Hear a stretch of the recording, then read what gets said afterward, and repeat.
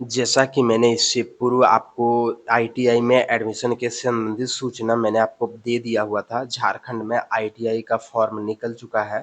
अब आज के इस वीडियो में मैं आपको विस्तृत बताने जा रहा हूँ कि क्या-क्या डॉक्यूमेंट लगेगा और अन्य क्या-क्या नियम हैं। तो बिना समय गँवाए हुए आइए चलते हैं और सबसे पहले देखते हैं कौन-कौन सा डॉक्यूमेंट लगेगा। आईटीआई झारखंड का ये है वेबसाइट, ऑफ़िशियल वेबसाइट जहाँ से आप अप्लाई भी करेंगे और हर प्रकार का लिंक आपको नीचे के डिस्क्रिप्शन बॉक्स में मिल जाएगा। आप वहाँ से डायरेक्टली इस वेबसाइट पर आ सकते हैं एवं सभी प्रकार के नोटिफ़िकेशन को डाउनलोड कर सकते हैं।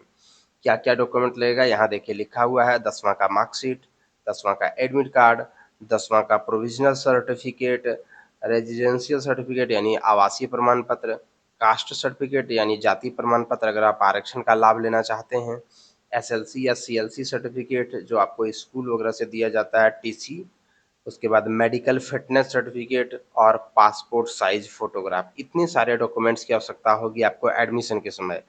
मेडिकल सर्टिफ़िकेट वगैरह ये सब अभी ज़रूरत नहीं पड़ने वाला है। बाकी ये सब आपके पास होगा ही, सिर्फ़ ऑनलाइन में आपको ये सारी चीज़ें भरनी है। ये सब अभी ज़रूरत आपको नहीं पड़ने वाला है, एडमिशन के समय ये चीज़ें ज़रूरत पड़ेगी आपको। बाकी फ़ोटो, 10वाँ का मार्कशीट, आधार कार्ड, आवासीय प्रमाण पत्र ये सब ऑनलाइन करते वक़्त जो है वो आपको देना है।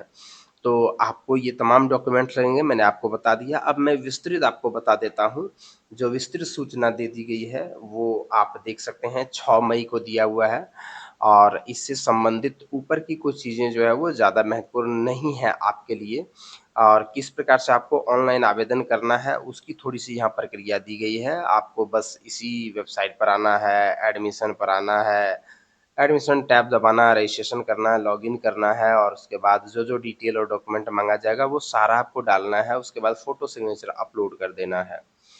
और उसके बाद अब चलते हैं महत्वपूर्ण बिंदुओं पर।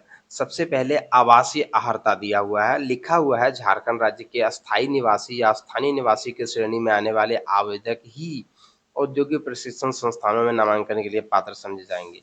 यानी जो झारखंड के निवासी हैं, वही लोग सिर्फ़ एडमिशन ले सकते हैं, अन्य लोग इसमें एडमिशन नहीं ले सकते हैं। तो सबसे पहली क्राइटेरिया ये हो गया कि आपको झारखंड का निवासी होना चाहिए और आपके पास सर्टिफ़िकेट होना चाहिए। दूसरी जो महत्वपूर्ण बातें हैं वो ये कि आपकी न्यूनतम शैक्षणिक योग्यता कितनी होना चाहिए। तो देखिए आईटीआई में एडमिशन के लिए जो शैक्षणिक योग्यता होनी चाहिए वो 10वीं पास या 8वीं पास होना चाहिए। आप दोनों में से जो भी किए हुए हों। तो देखिए कुछ जो ट्रेड है जब आईटीआई में आप एडमिशन कराते हैं तो अलग-अलग ट्रेड होता है। जैसे अगर आप इंटर में एडमिशन कराते हैं तो अलग-अलग सब्जेक्ट को आप लेकर चलते हैं जैसे आईएससी हो गया, आईकॉम हो गया, आईए हो गया, आप तो साइंस ले लेते हैं या फिर आर्ट्स ले लेते हैं या फिर कॉमर्स ले लेते हैं।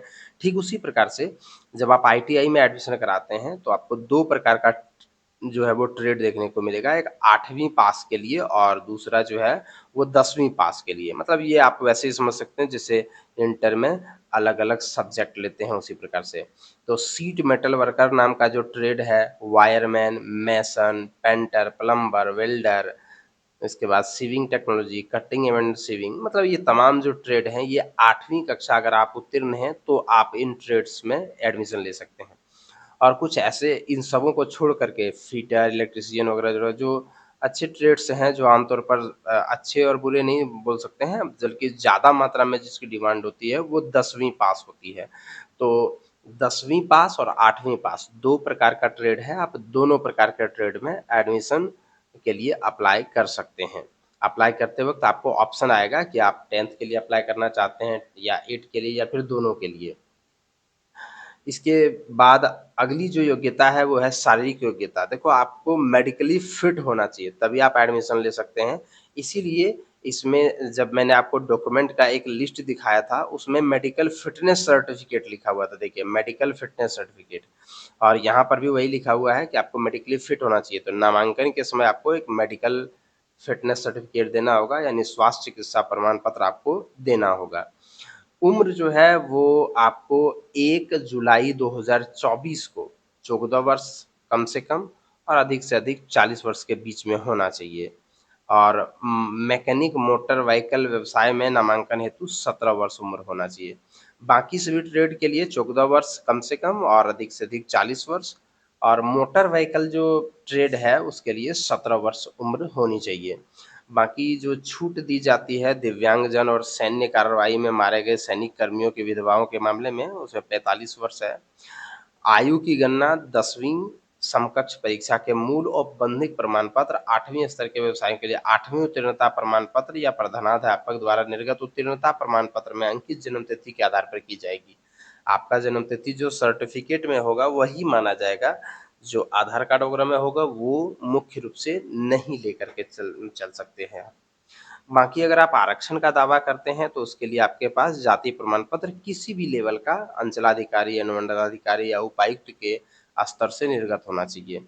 अगर आप भूतपूर्व सैनिक वाला आरक्षण लेना चाहते हैं तो उसके लिए भी आपके पास सर्टिफिकेट होना चाहिए। दिव्यांग के लिए 5% सीटें आरक्षित हैं मगर सर्टिफिकेट होना चाहिए। तो किसी भी प्रकार से अगर आप आरक्षण ईडब्ल्यूएस वगैरह का, ओबीसी आरक्षण का अगर आप दावा करते हैं तो उसके लिए आपके पास जो है वो सर्टिफिकेट होना चाहिए।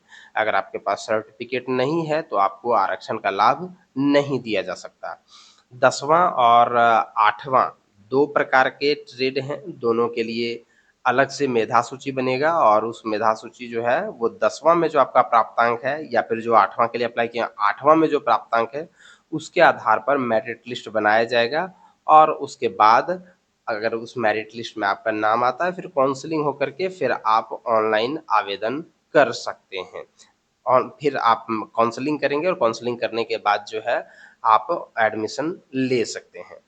तो अब एडमिशन से संबंधित थोड़ा-सा महत्वपूर्ण चीज़ों को देख लेते हैं हम लोग। जो योग्यता है वो मैंने आपको बता ही दिया, 2 प्रकार का ट्रेड है 8वीं और 10वीं के लिए।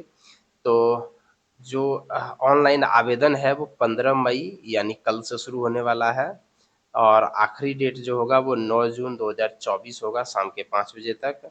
इसके बाद जो मेधा सूची प्रकाशित होगा वो 12 जून को प्रकाशित होगा।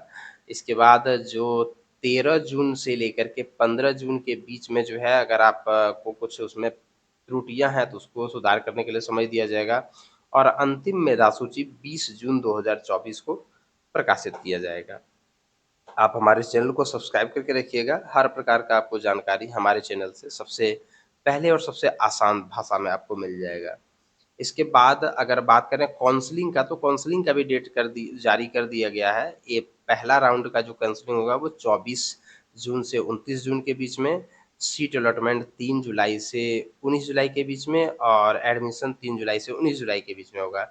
अगर आपका न आप जो है वो फर्स्ट काउंसलिंग में नहीं स आपको अगर मिलता है तो वैसे स्थिति में सेकंड काउंसलिंग में 24 जुलाई से 30 जुलाई, सीट अलॉट हो जाएगा 3 अगस्त से 14 अगस्त के बीच में और इसी बीच आप एडमिशन भी ले सकते हैं। तो ये था आईटीआई से संबंधित विस्तृत जानकारी, जिसके लिए आप चाहें तो ये वाला डाउनलोड करके पढ़ भी सकते हैं। डाउनलोड करने के लिए आपको क्या करना है कि नीचे जो डिस्क्रिप्शन बॉक्स है उस पर क्लिक कीजिए, वहाँ पर लिंक मिलेगा, लिंक से डायरेक्टली आप इसे डाउनलोड कर सकते हैं। वीडियो को देखने के लिए धन्यवाद, बने रहिए हमारे चैनल के साथ।